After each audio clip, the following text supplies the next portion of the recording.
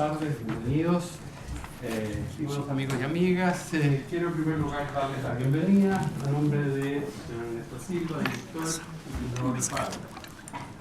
Es un honor para este centro presentar hoy el libro Biografía Política de Vargas Llosa, su gran pasión, del señor Pedro Cateriano. Una obra que explora una faceta fascinante de uno de los escritores más importantes de nuestra lengua. Vargas Llosa representa junto a otros un fenómeno único en el panorama intelectual latinoamericano, la convergencia entre la excelencia literaria y el compromiso político. Desde la ciudad de los perros hasta el sueño de un celta, Vargas Llosa ha demostrado su extraordinaria capacidad para explorar las complejidades de la condición humana y las tensiones sociales. Pero precisamente en sus obras de carácter político, así las podemos llamar ciertamente, donde encontramos la génesis de su compromiso público. Conversación en la Catedral no solo es una novela magistral sobre la corrupción del poder, sino también un alegato contra el autoritarismo que marcaría su posición política. Historia de Maita, una de sus obras más controvertidas y, según el propio Vargas Llosa, más infravalorada. En la que examina, como sabemos, con lucidez despiadada los mecanismos del fanatismo revolucionario trotskista en el Perú. La fiesta del Chivo, su demoledora crítica o crónica, para ser más exacto, novelada, por cierto, sobre la dictadura de Trujillo. ¿Y qué decir de ese maravilloso prólogo, que tal vez muchos de ustedes lo conocen, sobre la obra de Berlín, El erizo y el zorro? Sin embargo, lo que hace particularmente relevante una biografía política de Vargas Llosa es que nos recuerda que la vocación por lo público se manifestó de manera contundente cuando decidió dar un salto de la ficción a la arena política, presentándose como candidato presidencial en el Perú en 1990.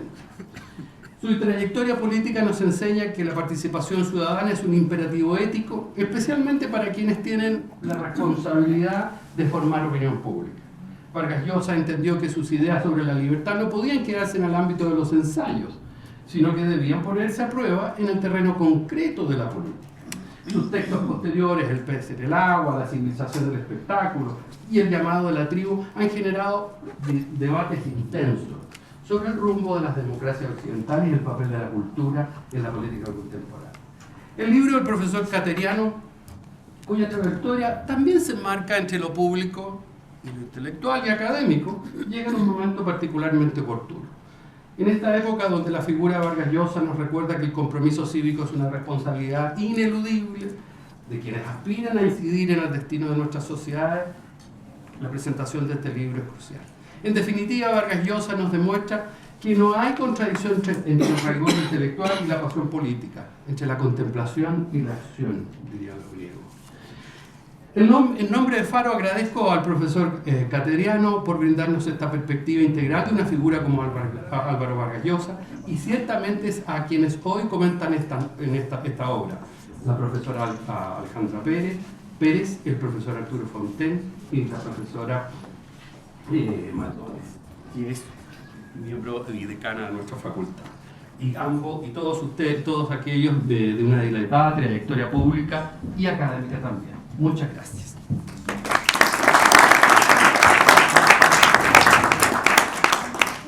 Bueno, muy buenas tardes. Muchas gracias por estar aquí. Estamos muy contentos de recibirlos y de presentar este libro en la Universidad del Desarrollo. Mario Vargas Llosa, escritor peruano y premio Nobel de Literatura, es una de las voces más influyentes de la lengua castellana a nivel global. Y también destacó como un intelectual con alta influencia en el debate público y participó activamente en política latinoamericana, como comentaba Eugenio. Sobre este aspecto especial de su vida hace foco el libro Biografía Política de Mario Vargas Llosa, su otra gran pasión, de Pedro Cateriano. Pedro es abogado y político peruano con una amplia trayectoria en la vida pública de su país. Fue diputado por Lima en 1990 por el movimiento Libertad, fundado por Mario Vargas Llosa. Su mandato fue interrumpido por el autogolpe de Fujimori en 1992. Se desempeñó como viceministro de Justicia entre 2001 y 2002 y como ministro de Defensa entre 2012 y 2015, durante el gobierno de Ollanta Humala. Fue presidente del Consejo de Ministros en 2 ocasiones, entre 2015 y 2016 y en 2020, bajo los gobiernos de Ollanta Humala y Martín Vizcarra, respectivamente. Es especialista en Derecho Constitucional, cuenta con estudios doctorales en el Instituto Ortega y Gasset en Madrid. Ha sido académico y autor de varios libros sobre política y derecho. Actualmente ejerce como abogado, docente y secretario del Plan de Gobierno del Partido Libertad Popular. Muchas gracias por estar aquí, Pedro. Y bueno, quienes comentarán esta obra son Alejandra Pérez, periodista con una sólida trayectoria en el ámbito de la comunicación, la cultura y el servicio público. Fue ministra de las Culturas, las Artes y el Patrimonio durante el segundo mandato del presidente Sebastián Piñera, periodo en el que promovió la descentralización cultural y el fomento de las artes en la educación.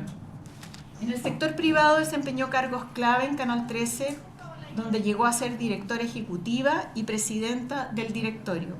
Ha sido asesora de instituciones como Codelco, Sofofa y Telefónica, así como de diversos ministerios. También ha ejercido como profesora universitaria en temas de periodismo, comunicación estratégica y manejo de crisis. Muy buenas tardes y gracias por estar aquí, Alejandra. Y también Arturo Fontaine, reconocido escritor, filósofo, poeta y ensayista, figura clave de la nueva narrativa chilena en los años 90, ha tenido una destacada influencia en el ámbito intelectual y literario del país. Estudió filosofía en la Universidad de Chile y luego obtuvo 2 maestrías en la Universidad de Columbia. A su regreso a Chile, lideró el Centro de Estudios Públicos, transformándolo en un espacio crucial para el debate político y académico durante la transición a la democracia. Como autor, ha cultivado la novela, el ensayo y la poesía. Ha sido profesor de filosofía en la Universidad de Chile y miembro de la Academia Chilena de la Lengua. Su trayectoria ha sido reconocida internacionalmente y ha mantenido vínculos intelectuales con figuras muy relevantes como el mismo Mario Vargas Llosa. Muchas gracias, Arturo, por estar aquí. Y bueno, vamos a comenzar entonces con las presentaciones, dándole el espacio a Arturo Fontaine. ¿Se oye o no? No, ahí viene, ahí viene. ¿No? No, despacio.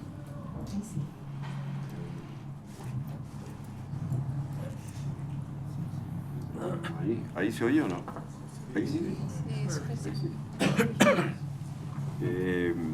Gracias por esa presentación tan generosa. Quiero decir que estamos ante una biografía cuidadosamente documentada de un personaje de novela que es Vargas Llosa. Vargas Llosa tiene algo de caballero andante y en toda novela de aventuras el héroe se enfrenta a enemigos sumamente poderosos y aquí los hay. Alan García, Alberto Fujimori, Vladimiro Montesinos, un personaje que parece inventado en una novela de Vargas Llosa. Es un honor presentar a Pedro Cateriano, este libro de Pedro Cateriano hoy día, y agradezco la oportunidad, la invitación. El libro considera en una primera fase de su pensamiento, una primera fase de su pensamiento político. Partamos diciendo que Vargas Llosa es un resuelto partidario de la Revolución Cubana. Va a Cuba en 1962 y volverá varias veces. Es miembro del Consejo de Redacción de la revista de la Casa de las Américas y del jurado del premio, y amigo de Aidé Santamaría, que lidera la influyente Casa de las Américas, brazo cultural de la Revolución que opera adentro y en especial fuera de Cuba. Es partidario incluso de la lucha armada, por ejemplo en el Perú, en 1965, ¿no se oye?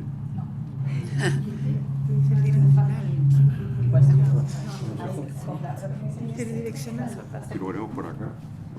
De frente. ¿Ahí está mejor? ¿Ahí? No. Cerca de la boca. Ah, no. Ahí sí. Bueno, estaba diciendo que el libro considera una primera fase de su pensamiento político, que es un partidario resuelto de la Revolución Cubana. ¿Se escucha o no? Sí. En 1962 viaja a Cuba, volverá varias veces, es miembro del Consejo de Redacción de la revista de Casa de las Américas y del jurado del premio.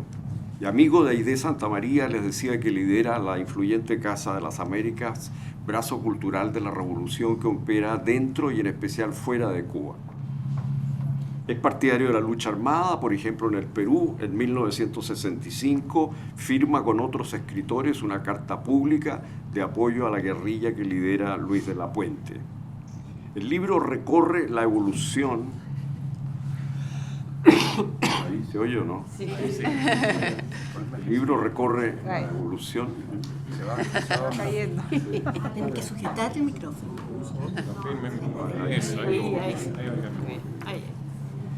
El libro recorre la evolución de su pensamiento político. Su primer reparo es su condena a los campos de concentración cubanos, en los que se pretende corregir, entre comillas, a contrarrevolucionarios, delincuentes y también homosexuales. Vargas Llosa le manda una carta privada a Fidel Castro sobre este asunto. Esto demuestra que su compromiso con el socialismo siempre estuvo, como sostiene Pedro, en la onda de lo que Jean-Paul Sartre entendía como un socialismo en libertad. Pero sigue creyendo a pie juntillas que la revolución de Castro indica el camino para toda Latinoamérica. En 1967 le otorgan el prestigioso premio Rómulo Gallegos y le llega una propuesta de Aide Santamaría vía Alejo Carpentier, el gran novelista y agregado cultural de Castro, de la Cuba de Castro en París. La propuesta es que públicamente entregue el dinero del premio a la guerrilla del Che y Cuba le devolverá ese dinero bajo cuerda. Vargas Llosa no acepta esta propuesta indecente. Con todo, en su famoso discurso de aceptación del premio, La literatura es fuego, celebra a Cuba. Dice, dentro de 10, 20 o 50 años habrá llegado a todos nuestros países, como ahora a Cuba, la hora de la justicia social. Yo quiero que esa hora llegue cuanto antes. Eso afirma Vargas Llosa. Pero también afirma y reafirma en su discurso que el escritor en sus obras es inevitablemente un rebelde, un inconformista y que la escritura surge de esa actitud desobediente. Fidel Castro más tarde lo recibe junto a un pequeño grupo de intelectuales. En esa larga noche, Castro monóloga por horas. Han sido muchos los que han quedado sumamente encantados con estas largas veladas con Fidel. Conozco a varias personas. No ocurrió así con Vargas Llosa. Entonces, los tanques soviéticos entraron a Checoslovaquia. Vargas Llosa tenía muchas esperanzas puestas en el socialismo con rostro humano, como se le llamaba, que encabezaba Dubček. Considera la invasión soviética condena la invasión soviética que Castro, en cambio, apoya con decisión. Vargas Llosa escribe que la invasión es, cito, una deshonra para la patria de Lenin. Es decir, piensa que la invasión traiciona el legítimo legado de Lenin. Es una desviación, pero no hay todavía una ruptura decidida con el marxismo de Lenin. Hasta que vino el famoso caso Padilla de 1971. La autoconfesión pública del poeta, después de haber sido detenido, era sin duda resultado de una extorsión atroz. Redacta una carta pública a Fidel Castro. Se publica en el diario Le Monde. La firman Jean-Paul Sartre, Simone de Beauvoir, Carlos Fuentes, Alberto Moravia, Italo Calvino, Octavio Paz, los hermanos Goytisolo, entre otros. Pero todavía en los firmantes hay fe en la revolución. Comienza la carta diciendo: los abajo firmantes, solidarios con los principios y los objetivos de la revolución cubana, etcétera, etcétera, y hacen el caso para defender a Padilla. Sin embargo, el rompimiento con la revolución cubana ya es inevitable. Castro se enfurece y responde acusando él mismo a los escritores de servir al imperialismo y afirma: no volverán a pisar Cuba por tiempo indefinido e infinito. En este proceso de transformación intelectual, Pedro Cateriano destaca la importancia que tuvo el libro Persona non grata de Jorge Edwards, publicado en 1973. El desencanto y la ruptura ahora sí se han consumado. Este distanciamiento se profundiza con la lectura de Isaiah Berlin, Karl Popper, Hayek, Aaron Ravel. Vargas Llosa descubre a Isaiah Berlin cuando lee su libro sobre Karl Marx. Encontró que este era un libro crítico de Marx, pero claro y totalmente libre de prejuicios. Después se adentra en las demás obras de Berlin. En Popper, que venía del socialismo, Vargas Llosa se encuentra con una crítica muy aguda y rigurosa de algunas de las tesis sobresalientes del marxismo, como la que sostiene que las estructuras materiales de producción explican la superestructura cultural, política y religiosa, o como la que plantea que la historia está sometida a leyes inevitables que permiten predecir las fases futuras de su desarrollo, lo que niega la libertad, como la que defiende la planificación central, lo que de nuevo niega la libertad, o como la que promueve la revolución, no la reforma. Y hay otro libro importante, señala Pedro, para Vargas Llosa, y que sigue muy vigente, Del buen salvaje al buen revolucionario, de Carlos Rangel. Vargas Llosa diría que ve, por una parte, que los seres humanos sentimos lo que él llama el llamado de la tribu. Buscamos una utopía que nos haga sentirnos parte de un flujo continuo y nos dé sentido. Y por otra parte, ese espíritu tribal tiende a borrar nuestra libertad individual. Puesto en otros términos, necesitamos utopía que niega la realidad y a la vez necesitamos la realidad que niega la utopía. Este conflicto interior, creo, es lo que desde el principio lo empuja a escribir novelas. Y en estos pensadores encuentra una suerte de correlato de las mismas percepciones que él había descubierto como escritor. Uno de los principales aportes del libro de Pedro Cateriano es el análisis del contenido del pensamiento político de Vargas Llosa. Primero, defensa de los derechos humanos, principios básicos de la tradición liberal. Luego, economía de mercado y democracia, dos caras de la misma moneda. Ambas son expresiones de la libertad. Lo mismo vale para el derecho al suicidio, la muerte asistida, el matrimonio homosexual, el aborto. Son para Vargas Llosa expresiones de la libertad individual. Se juega contra los nacionalismos. Siguiendo de cerca a Berlin, el nacionalismo representa el llamado de la tribu. Hay una identidad colectiva que se ha perdido por culpa de una potencia extranjera. De esa herida surge la nostalgia por recuperar ese paraíso perdido. Y lo estamos viendo hoy en el movimiento nacionalista proteccionista de Donald Trump. Make America Great Again expresa la nostalgia por ese tiempo de grandeza imaginada y perdida. Para Vargas Llosa, el nacionalismo es hermano del populismo y hermano del autoritarismo. Se juega también contra lo que llama los hispanicidas, palabra que él inventa, creo. Debemos reconocer, piensa, tanto nuestras raíces indígenas como nuestras raíces de origen hispánico. Este punto cobra particular importancia hoy día, dado el movimiento intelectual que busca descolonizar nuestros países, cortando amarras con las tradiciones de origen europeo en nombre de una utopía arcaica, para usar una expresión de Vargas Llosa. Y esto de la utopía arcaica conecta con la tesis del libro de Carlos Rangel, que ya mencioné. Y luego se juega contra la indiferencia en asuntos políticos. La política democrática se nutre de ciudadanos comprometidos con la acción política. La ruptura con el socialismo acarreó para Vargas Llosa consecuencias graves.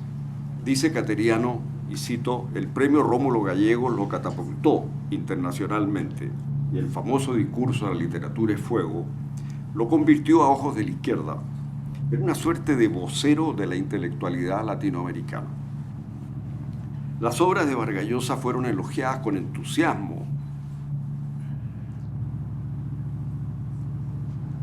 por la izquierda radical de todas partes, y por la izquierda moderada también. Es el mundo intelectual de izquierda, hegemónico en la institucionalidad de la cultura, el que lo consagra como escritor siendo muy, muy joven. Cuando cambia su postura política, la reacción de esa izquierda intelectual que lo sentía quizás el más comprometido de los suyos es menospreciar sus nuevas obras. Historia de Maita, por ejemplo, fue muy maltratada. Y hasta hoy es frecuente oír que el Vargas Llosa que interesa llega hasta conversación en la catedral. Es decir, sus méritos literarios corresponden al período en el que fue un escritor comprometido con la izquierda revolucionaria y escribió las novelas que esa izquierda cultural colmó de elogios. Sostiene Vargas Llosa que los escritores latinoamericanos, si no se alinean con la izquierda, estoy citando aquí lo que cita Pedro Cateriano, son condenados al páramo, son marginados e ignorados por el mundo cultural. Ley del hielo. Pocos están dispuestos a eso, dice Vargas Llosa, y él experimenta en carne propia los ataques de esa izquierda. Llega a afirmar que, por ejemplo, nada menos que el gran García Márquez y el gran cuentista peruano Julio Ramón Ribeiro se mantienen apoyando a Cuba no por real convicción, sino porque les conviene como escritores mantenerse en el circuito de los escritores que Cuba apoya en todas partes del mundo. Salto ahora a la campaña presidencial. No es algo tan súbito. Hay algunos antecedentes del compromiso político concreto de Vargas Llosa. El presidente Belaúnde, en su segundo periodo, le ofrece el cargo de presidente del Consejo de Ministros. En el sistema peruano, el presidente y el parlamento deben concordar quién ocupa este cargo que se asemeja, sin llegar a serlo plenamente, al del primer ministro del régimen semipresidencial. Vargas Llosa se interesó por este cargo y exigió para aceptar varios cambios de gabinete, varios ministros que él sugirió como reemplazo de los que había. El presidente Belaúnde no aceptó esto y en definitiva la oferta no prosperó. Entra propiamente al ruedo político por el avance del autoritarismo populista de Alan García, como sabemos, por la estatización de bancos y seguros en 1987. Pedro Cateriano, y esto es una crítica, es demasiado modesto respecto de su propia importancia en la campaña presidencial, la de él. Yo creo que fue más importante de lo que el libro dice, por lo que me he enterado. Vargas Llosa se veía representando a los pueblos jóvenes y a los parceleros, esto es, a los informales. Se ha entusiasmado con el libro El otro sendero de Hernando de Soto, Enrique Gersi y Mario Ghibellini, libro que él prologa y promueve con decisión. Los pobres que se toman un terreno pronto definen derechos de propiedad y comienzan los intercambios. Algo análogo ocurre con los indígenas, que parcelan sus tierras comunitarias al margen de la ley que lo prohíbe. Es el capitalismo de los pobres, la economía de mercado informal, un capitalismo salvaje, pero capitalismo al fin. Va surgiendo así espontáneamente lo que justamente Hayek llamó el orden espontáneo, que brota de la naturaleza humana. Por una serie de razones que el libro analiza en detalle, sin embargo, ese mundo popular votó por el chino Fujimori. Lo sintieron más de ellos. La popularidad de Vargas Llosa debía mucho a que era percibido como alguien que entra a la política desde fuera de ella. La coalición de líderes de la derecha tradicional, las listas parlamentarias negociadas con ellos, fueron diluyendo esa percepción. El chino ocupó ese espacio. Era él quien de veras entonces representaba al afuerino entrando a la política peruana. Sin embargo, el libro de Pedro Cateriano documenta la intercepción de los teléfonos de Vargas Llosa y otros líderes de su coalición. Aquí ya está la mano del célebre y siniestro Vladimiro Montesinos, futura eminencia gris del dictador Fujimori. Esto se supo después. Esa información será de gran valor para que Fujimori triunfe en esa campaña. Además, el presidente Alan García, crea y financia de manera secreta y clandestina un diario para destruir a Vargas Llosa y levantar a Fujimori. De modo que Fujimori, el afuerino, en realidad triunfa arropado en secreto por el gobierno. Alan García no puede tolerar la llegada de Vargas Llosa al poder, y esto es importante para comprender la situación. Bueno, porque tiene mucho tejado de vidrio, como se demostró después, y teme lo que va a pasar con él. Vargas Llosa, como sabemos, es derrotado en la elección, pero sin embargo sus ideas en pro de la economía de mercado, recogidas por quienes lo han derrotado y por una serie de presidentes posteriores, han transformado por completo la economía peruana. En ese sentido, su mensaje penetró a fondo. Y después, los mismos atropellos a los derechos humanos de la dictadura han contribuido a enraizar en el Perú las convicciones democráticas que él siempre defendió. Cartógrafo del poder, lo llamó la Academia Sueca al premiar al novelista. Cateriano aterriza esta idea en un montón de sus diferentes novelas, porque su examen del poder está en sus ficciones. Es el caso de La ciudad y los perros, Conversación en la catedral, Guerra del fin del mundo, Fiesta del chivo, obras maestras de la lengua castellana. Por ejemplo, en La fiesta del chivo vemos los efectos degradantes y moralmente repugnantes de la dictadura en la vida privada de los colaboradores más cercanos del propio dictador. Le atraen a Vargas Llosa las ideas políticas, las políticas públicas destinadas a sacar a la gente de la pobreza, por supuesto, pero también le atraen los políticos mismos. Citando algo que cita Pedro, las figuras políticas me han producido siempre una fascinación entomológica, y al mismo tiempo una suerte de alegría. Esa fascinación de entomólogo es, creo, la pasión del novelista Vargas Llosa, del cartógrafo del poder en sus ficciones. Cateriano muestra de modo fehaciente entonces que además de la literatura, Vargas Llosa tiene otra pasión que se trenza con ella, la política. Fue un animal político. Y todavía tiene una tercera pasión, el periodismo, que practica desde los 15 años. Y claro, después de su candidatura presidencial, sigue metido en política, tomando siempre posiciones arriesgadas y muchas veces incómodas. Se transforma en una suerte de medio de comunicación por sí mismo, en una suerte de influencer antes de los influencers. Así, enumero rápidamente, es un opositor tenaz de la dictadura de Fujimori. Apoya a Alejandro Toledo contra Alan García, y Toledo, cuando gana, le ofrece la presidencia del Consejo de Ministros con apoyo parlamentario, no acepta. El 2006 apoya a Alan García contra Ollanta, que es chavista, hay que optar por el mal menor. Después apoya a Humala, que ya se ha alejado del chavismo, contra Keiko Fujimori, y gana Humala. Pedro Cateriano será su ministro de Defensa y luego presidente del Consejo de Ministros. Vargas Llosa lo apoya. El propio Pedro cita esto, afirma Vargas Llosa: Pedro Cateriano tiene rabietas, pero es íntegro y preparado. Humala no seguirá el camino chavista, la influencia de Pedro Cateriano en el rumbo del gobierno será determinante. Y el 2021, contra Pedro Castilla, chavista y haciendo de tripas corazón, apoya a Keiko Fujimori. En fin, condena a Pinochet, a Chávez, a Castro, entre otros dictadores.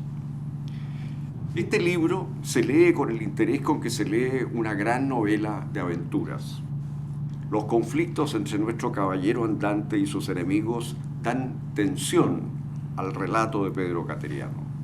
Y, hay que decirlo, los enemigos de Vargas Llosa terminan muy mal.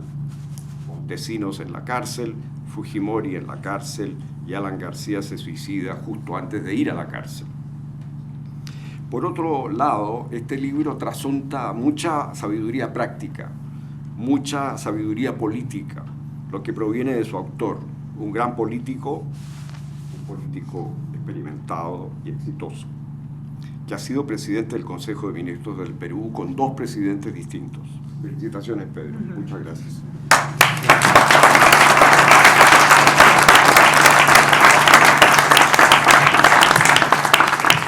Muchas gracias, Arturo. Y ahora vamos a dar el espacio a Alejandra.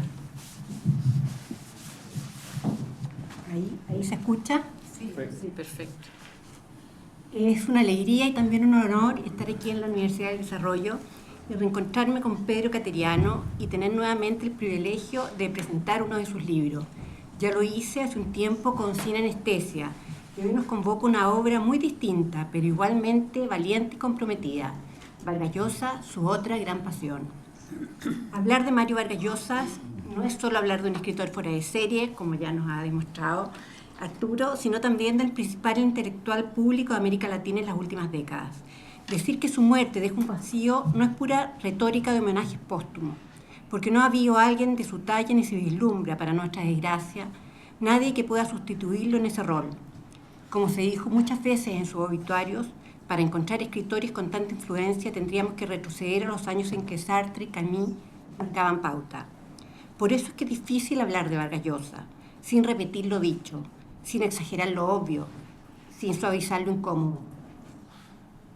Pero Pedro Cateriano lo logra. Lo logra porque no escribe desde la distancia de la academia ni desde la piedad del homenaje. Escribe desde la experiencia, desde la amistad, desde la política, desde la conversación interrumpida 1000 veces por la urgencia de los hechos. Este libro, como su autor, no rehúye al conflicto, y eso es parte de su valor. Porque si hay algo que Pedro ha demostrado, tanto en su trayectoria política como en su trabajo como ensayista, es que la historia no se escribe con tibieza. Yo, que también conocí la política, que fui ministra de Cultura, y no lo pasé especialmente bien en ese lugar sin refugio que es el poder, sé cuán difícil es escribir sobre un político sin perder al ser humano. Pedro lo hace, y no lo hace solo porque fue testigo privilegiado, sino porque tiene algo aún más raro en nuestros días: lealtad sin servidumbre, admiración sin ingenuidad, respeto sin retórica. Y también hay que decirlo, una muy buena memoria, porque no cualquiera recuerda con precisión lo que pasó, lo que se dijo, lo que se decidió en esos momentos en que todo parecía arder. La política, como sabemos, nos da muchas oportunidades para la contemplación, pero Pedro, en medio de esa vorágine, tomó notas, escuchó, observó y ahora escribe. Y nos entrega esta biografía política, la primera y acaso la única posible, escrita desde dentro de una historia latinoamericana cruzada por dictaduras, por promesas democráticas, por decepciones, por exilios, desde dentro de una batalla que fue ideológica, pero también personal, la de un escritor que no se conformó con ser escritor de su tiempo, sino que quiso también escribir en sus márgenes, incomodar, intervenir. Un hombre que no quiso encerrarse en su escritorio, que saltó a la arena pública cuando no tenía por qué hacerlo, que arriesgó su prestigio y en parte su paz por decir lo que pensaba, incluso cuando era más cómodo callar. Pedro narra el camino recorrido por ese joven que creyó en la Revolución Cubana, este liberal que enfrentó a las dictaduras de derecha y a izquierda con igual convicción. Nos cuenta del Vargas Llosa que durante las décadas de los 50, 60, 70 fue comunista y socialista, con anécdotas muy interesantes como la que le relata Arturo, pero también sabrosas, como cuando cuenta que alojó a la madre del Che Guevara en París porque la señora no tenía dónde alojar. Luego, bueno, su desilusión con el progresismo, con el tema de Eberto Padilla, después las innumerables experiencias que ya nos relató Arturo hasta la década de los 80 en que abrazó a la democracia liberal. Narra su campaña presidencial, su derrota frente a Fujimori y también la difícil relación que tuvo siempre con la derecha peruana. Por eso es que este libro es sobre una forma de coraje, la de no dejarse domesticar ni por la izquierda ni por la derecha, ni por el resentimiento ni el oportunismo. Pedro nos cuenta de un hombre de disciplina espartana, que alguna vez le reconoció un amigo chileno que en sus inicios como escritor en Perú había 50 jóvenes tan buenos y talentosos como él, pero que podía asegurar que ninguno de ellos trabajó tanto y se esforzó como él. No en vano nos dejó 20 novelas imprescindibles, en las cuales el poder es siempre central. decenas de ensayos, obras de teatro, infinidad de cuentos y tomos de sus columnas que escribió desde el año 62 en el diario El País, siempre transmitiendo su pensamiento y su cultura. Su rigor recuerda lo que decía Picasso con ironía: yo hago lo imposible porque lo posible lo hace cualquiera. Si bien esta es una biografía política, también es un acto de confianza. Vargas Llosa le permitió a Pedro el acceso a sus archivos personales en la biblioteca de la Universidad de Princeton, a su correspondencia y fotografía. Le abrió a Pedro las puertas de su historia íntima, política e ideológica. Y Pedro, fiel a su estilo, nos devuelve ese acceso con honestidad, con valentía y con una enorme claridad narrativa, con el rigor del investigador y la cercanía de quien compartió camino con él. En tiempos en que la polarización suele borrar los matices, esta obra nos recuerda que la evolución del pensamiento no es un signo de debilidad, sino muchas veces una forma profunda de coherencia. Vargas Llosa cambia, sí, y se lo cobra muy caro, pero no cambia en su núcleo, cambia de ruta, no de horizonte. Siempre estuvo, como lo destaca Pedro, al lado de la democracia, de los derechos humanos, de la libertad de expresión.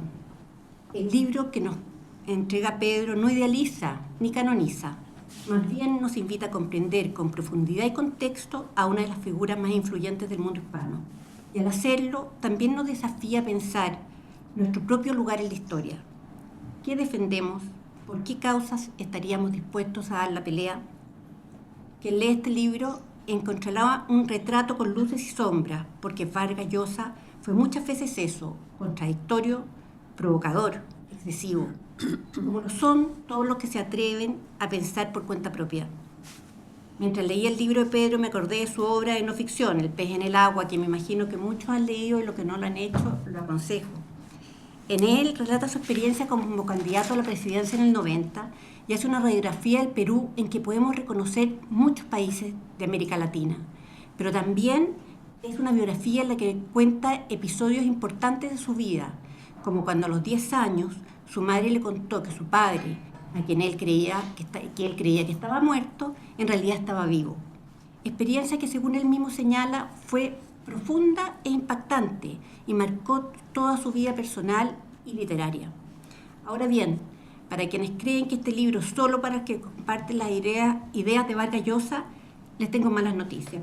También es para los demás, porque leer a quien piensa distinto es un ejercicio de salud democrática. Y leerlo con rigor y la pasión con que Pedro lo retrata es también una forma de reconciliarnos con la política, entendida como vocación, como coraje.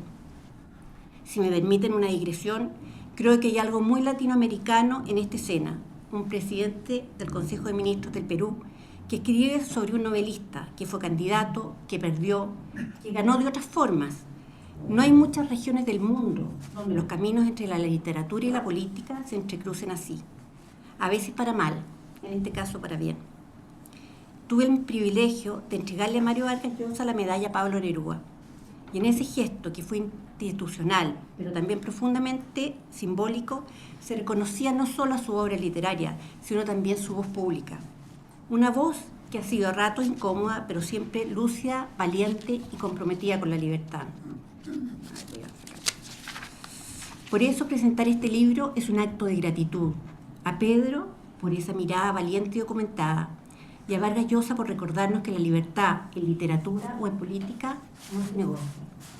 El Vargas Llosa que aquí aparece no es solo el premio Nobel, el novelista de las estructuras complejas y los personajes abismales, es también el hombre que intentó cambiar su país a través de la política, que perdió elecciones sin perder la palabra, y que escribiendo, opinando y provocando, como debe hacer, y siguió escribiendo, opinando y provocando como debe hacerlo un verdadero liberal. Y Pedro Cateriano, con prosa clara, con citas bien escogidas y con una memoria rigurosa, nos entrega una conversación prolongada con este personaje múltiple. Un libro para quienes creen que la literatura y la política, lejos de excluirse, se necesitan. Y es además un gesto de amistad, una amistad de esas que no sigan, sino que iluminan. Muchas gracias.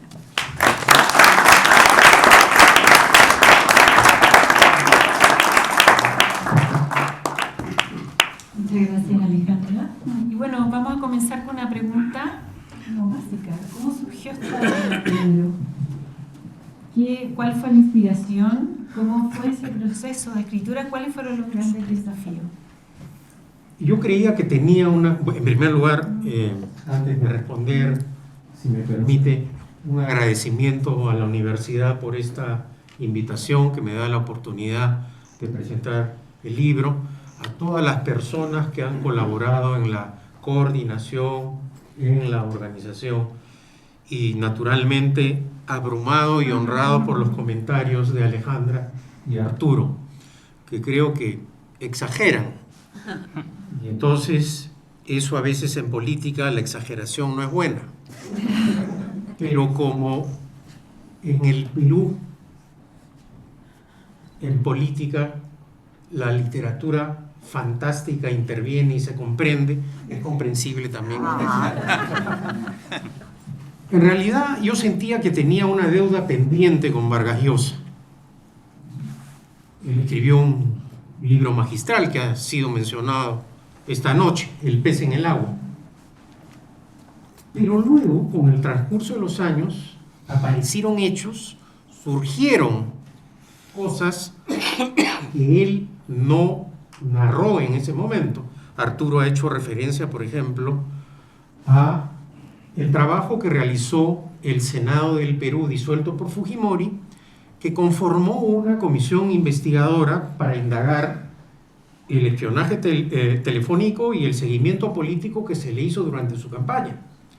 Y cómo se llegó a la conclusión que efectivamente se utilizó el SIN, el Sistema de Inteligencia Nacional, usando la maquinaria del Estado para impedir la victoria de Vargas Llosa. Este informe estuvo oculto durante años y tiempo después, para obtenerlo, tuve que contactar a un adversario político, a Javier Descanseco, un senador de izquierda, un comunista radical, líder, que había presidido la comisión y me lo entregó, porque yo quería emplear esa documentación para mi tesis doctoral. Mi tesis doctoral estaba basada en la campaña presidencial de Mario Vargas Llosa. Pero luego, cuando quise sustentar la tesis, me ofrecen ser ministro de Defensa. Dicho sea de paso, saludo a la presencia de Rodrigo. Y en ese momento, el presidente Humala me dice, bueno, ¿qué es más importante, ser ministro de Defensa o el doctorado? Entonces mi padre me dice, naturalmente, más importante es el doctorado. Pero la política me llamó. Y luego, cuando acabo de ser ministro de Defensa y quería ir a sustentar la tesis, me ofrecen ser presidente del Consejo de Ministros en un contexto político en el cual la opinión pública, la prensa, consideraban que era un desafío de Ollanta Humala para disolver el Congreso y que no me iban a dar el voto de confianza. Y bueno, en mi caso ha ocurrido, dicho sea de paso, dos cosas que revelan que no necesariamente las opiniones e impresiones preliminares ocurren. Me extendieron el voto de confianza. Tuve un diálogo con mis adversarios, aunque algunos ciertamente se comportaron como enemigos, pero en fin, dialogué, porque el diálogo es fundamental en democracia, y obtuve el voto de confianza. Acabó el gobierno y ya finalmente digo, regreso a Madrid. Y entonces se cambian las normas para ser doctor en España. Se exigía ahora ser magíster. Antes se permitía sustentar el doctorado sin seguir previamente la maestría. Me dicen que ya cambiaron nuevamente las normas. Así que no pude, me quedé. Y luego había escrito un texto biográfico pequeño para la Universidad Peruana de Ciencias Aplicadas. Pero cuando ocurre el reencuentro de Mario con el Perú, hace 2 años y medio, mi hermano Pablo, que está presente acá en la sala, me dice, oye, ha llegado la hora de retomar la idea del libro.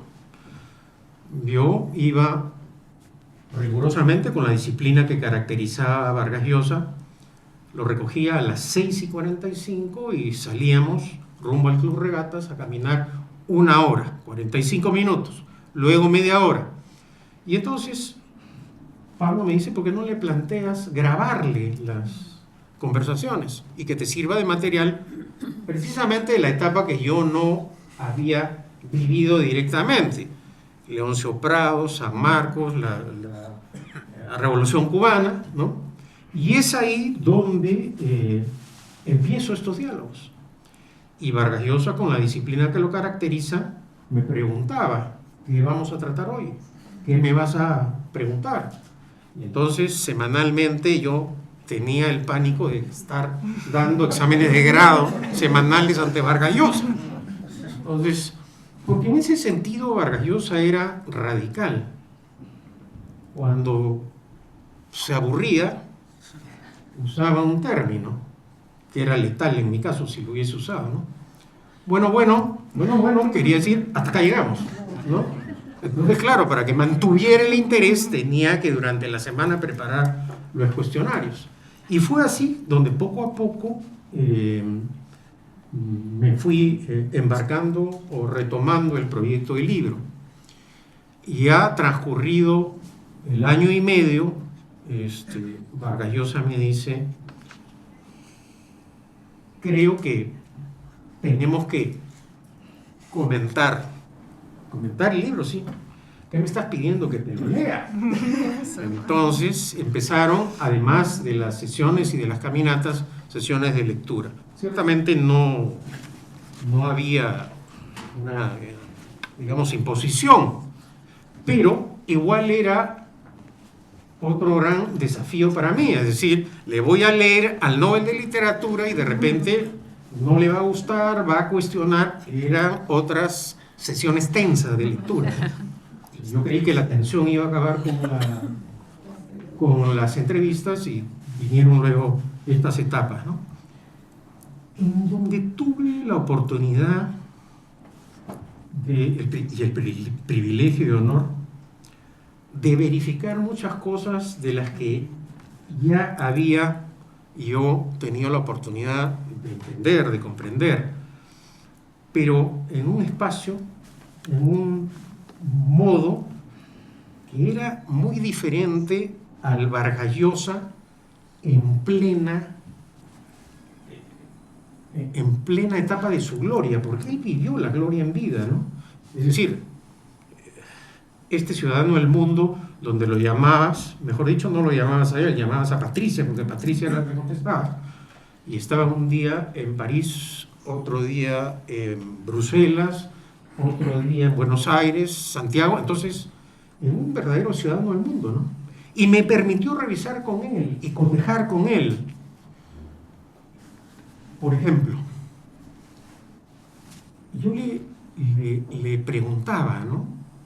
Esta lucidez y valentía que tuvo para combatir a la dictadura como forma de gobierno, ¿no?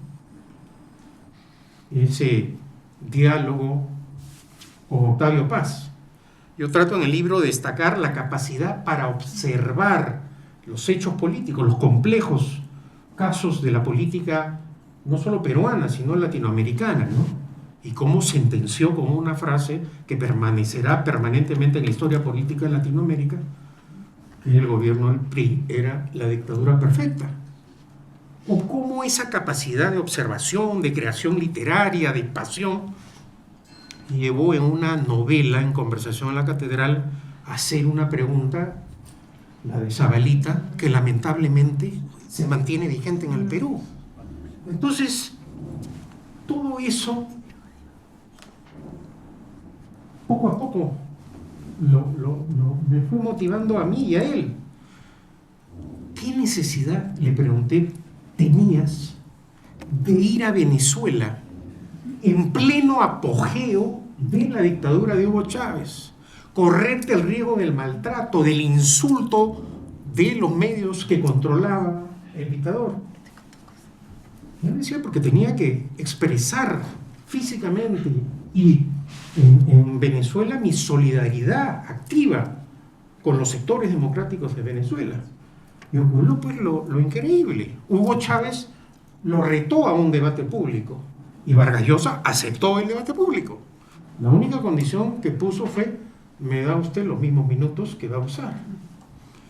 Y seguramente Chávez no pensó que iba a aceptar ese reto y finalmente el que terminó corriéndose fue Hugo Chávez. Pero también en el ámbito de la acción, Vargas Llosa fue un escritor comprometido. No solo fue un intelectual de palabra, y acaso de los grandes autores latinoamericanos, sin duda alguna, esa permanente acción le permitió en los últimos años ser un valiente defensor de la cultura de la libertad. En muchos casos, navegando contra la corriente. En mi país, por ejemplo, hay sectores de derecha antidemocráticos que defienden a las dictaduras de derecha. Y también hay sectores de izquierda antidemocráticos que defienden a las dictaduras de izquierda. Y acaban de encubrir, por ejemplo, el escandaloso fraude electoral en Venezuela. Vargas Llosa en ese sentido fue lúcido. Y creo que, si bien es cierto en sus pronósticos electorales fallaba, en sus conclusiones políticas no. Cuando ganó las elecciones Petro en Colombia y hubo este ataque de López Obrador, de Lula, la intelectualidad de la izquierda latinoamericana se burló. Dicho sea de paso, la excepción fue acá en Chile, el presidente Boric. Pero al final el tiempo le dio la razón a Vargas Llosa. ¿Qué terminaron haciendo el resto de presidentes en funciones? Avalando el fraude electoral, por ejemplo. Y en ese sentido creo que si hay algo que destacar en Vargas Llosa es su compromiso. Compromiso que lo tuvo con el Perú. Vargas Llosa asume el reto de ser candidato a la presidencia en uno de los momentos más fatídicos de nuestra historia republicana. Avance de Sendero Luminoso, el MRTA, zonas del Perú ya estaban liberadas, corría riesgo su vida en la campaña. No es lo mismo hacer una campaña electoral sin amenaza a tu vida. Una hiperinflación que quebró al Estado. Más de 1.000.000% de inflación, 1.200.000. Y además, escándalos de corrupción. En ese contexto, Vargas Llosa decide no solo candidatear, sino participar con un nuevo mensaje. En el Perú, el año 68, con el golpe de Estado de Velasco, se establece un régimen económico estatista, socialista, que impone al Estado como el gran actor en la economía. Creación de empresas públicas, control absoluto del sistema económico y financiero. ¿Y eso qué trajo como consecuencia? La quiebra del Estado durante el primer calamitoso gobierno de Alan García. En ese momento entra a la escena política Vargas Llosa con un mensaje de defensa de la economía de mercado. Nos dice a los peruanos que la libertad es una sola, que es indivisible, que la libertad política y la libertad económica, por lo tanto, son una unidad. Y hace una campaña pedagógica. Y no hace uso de la mentira. Él era consciente que para reformar el país, el candidato le tenía que hablar con la verdad. Claro, el adversario aprovechó. Vargas Llosa dijo claramente, porque quería obtener un mandato claro del pueblo, que requería aplicar un programa de ajuste o shock, como se decía en el Perú, para detener la hiperinflación que dejaba como herencia pesada Alan García. Esto lo aprovechó el adversario para generar un ambiente de pánico. Y bueno, salvando los contextos históricos y los momentos, en el Perú, Vargas Llosa perdió la elección diciendo la verdad. Y recientemente en la Argentina, Milei ganó la elección diciéndole la verdad a los argentinos, que la hecatombe peronista solo se controlaba con un programa de ajuste. Y en el Perú, la izquierda y el APRA apoyaron al candidato que ofrecía no aplicar el shock y continuar. Durante años se ha sostenido que Vargas Llosa ha actuado con rencor, que lo resintió, que lo afectó la derrota de Fujimori. En el libro trato de explicar que eso no ha sido así. En primer lugar, cuando él gana la primera vuelta electoral, va y lo busca a Fujimori, dicho sea de paso, sin advertir de esta reunión a ningún miembro del Movimiento Libertario ni del Frente Democrático. Y va a donde Fujimori le dice: renuncio a participar en la segunda vuelta electoral, porque Vargas Llosa no quería que Fujimori cayera en las manos de la izquierda y del APRA. Ahora la izquierda es muy antifujimorista, pero olvidan que con sus votos pusieron a una persona sin trayectoria democrática y con una conducta ya desde ese momento sinuosa. Por ejemplo, era un gran evasor tributario. Pero lamentablemente la Constitución peruana no contempla la renuncia. Le ofreció el programa de gobierno que se había trabajado con el rigor y la disciplina que lo caracterizaba. Yo no recuerdo en la historia política del Perú que un partido haya elaborado y trabajado un programa de gobierno como el que llevó adelante Vargas Llosa. Bueno, vino la segunda vuelta y ganó el que dijo que no iba a aplicar el shock, el que dijo que Vargas Llosa lo que quería era el caos en el país. ¿Y qué ocurrió tiempo después? Tiempo después, como le has dicho tú, el chinito, ¿no? El chino Fujimori aplica el programa de ajuste de Vargas Llosa y contiene la inflación. Y años después, ¿cómo se recupera, cómo se reconstruye económicamente el Perú? Con las ideas económicas y los planteamientos que propuso Vargas Llosa. Tiempo después, como ya he dicho, en el Perú la política sí es literatura fantástica. Pide el voto por Alan García para enfrentar al Ollanta Humala en ese momento cercano al chavismo y al socialismo del siglo XXI. Con un detalle: pide a los peruanos el voto tapándonos la nariz. Es decir, pidió el voto. ¿Estoy bien de tiempo? Un poquito. Un poquito. A veces me entusiasmo, ese es un problema. Sí, pero está Entonces, bien. en el Parlamento los entusiasmos se cortan aplicando el reglamento, ¿no? Interrupción o se pasó el reglamento. Termino con el siguiente concepto, ¿no? Estos actos de Vargas Llosa demuestran que nunca estuvo movido ni por la pasión, sino en base a principios. Si no, no hubiese pedido tampoco el voto por la hija de Alberto Fujimori, ¿no? Muchas gracias, Pedro. Y bueno, como nos queda poquito tiempo, les voy a pedir una última reflexión sobre la vigencia del pensamiento de Mario Vargas Llosa con las características del mundo actual. Y ojalá que nos puedan aconsejar algunas obras que reflejen su pensamiento político para leer o releer. Bueno, yo creo que un libro fundamental es El pez en el agua, novelas, conversación en la catedral, pero yo soy un apasionado de La fiesta del chivo.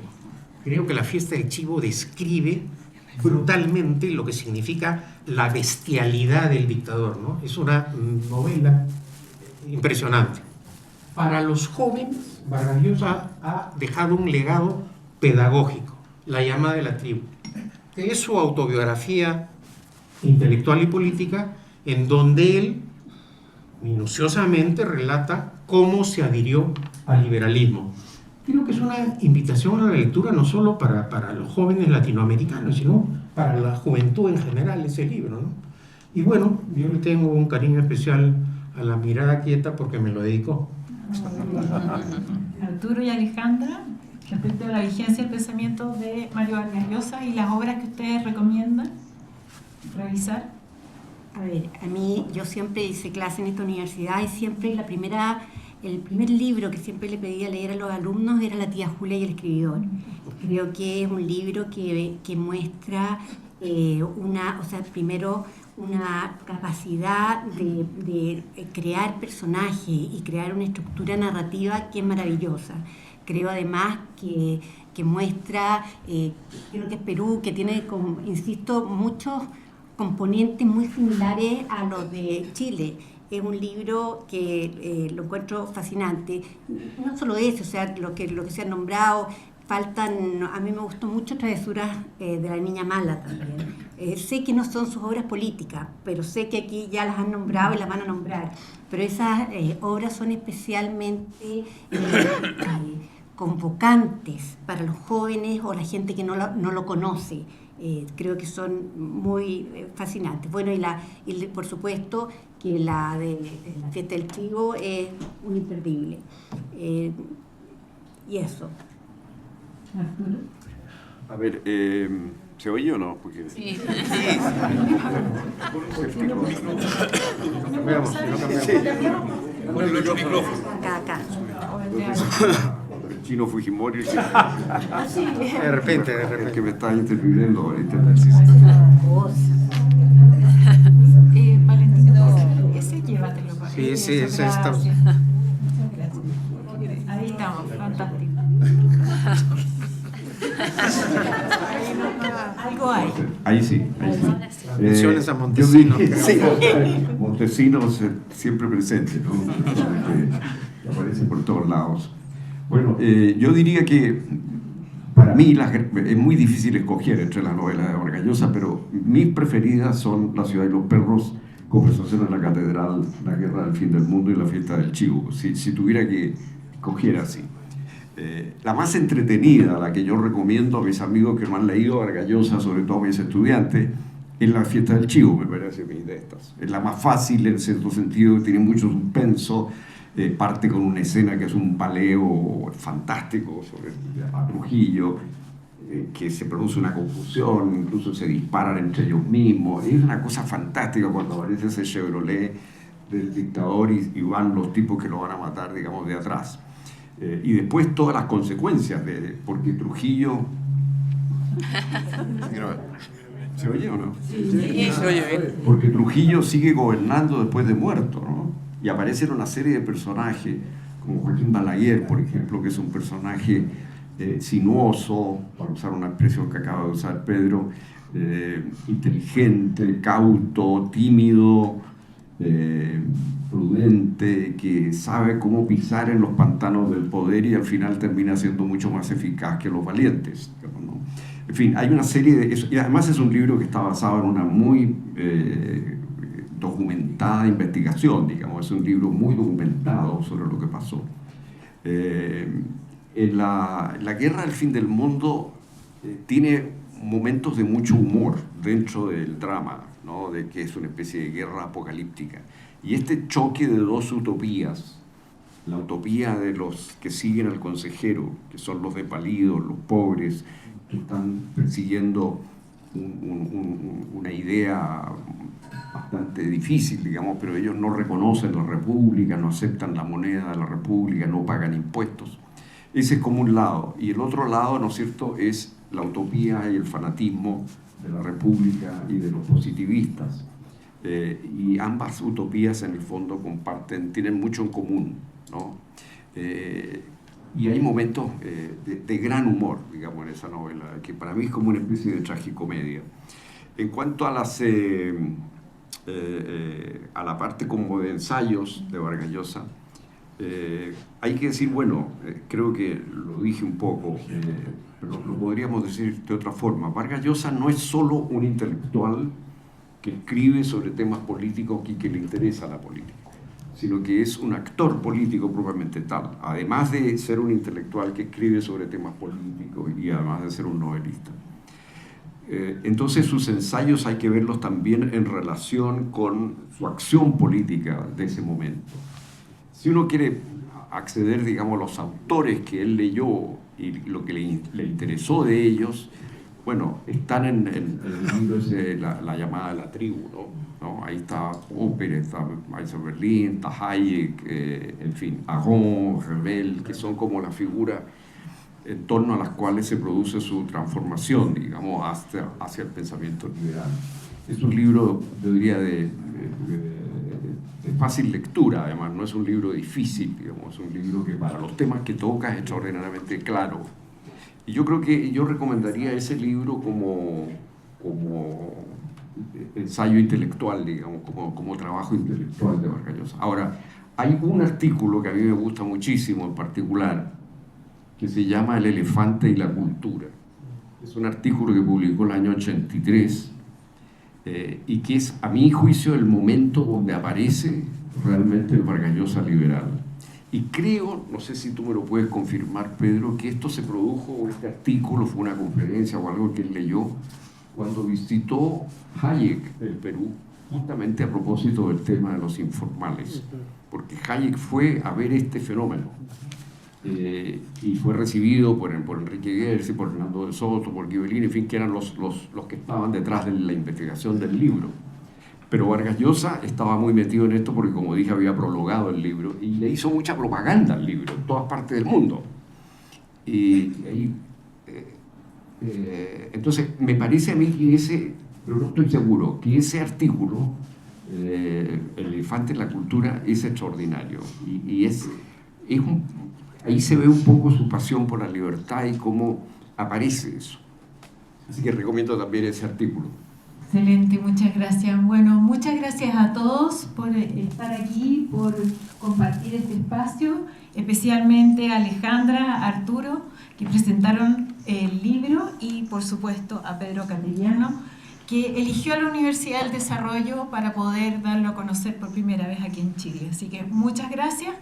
Afuera están vendiendo el libro, así que lo pueden comprar para leer, y Pedro también los va a firmar, ¿cierto? Muchas gracias.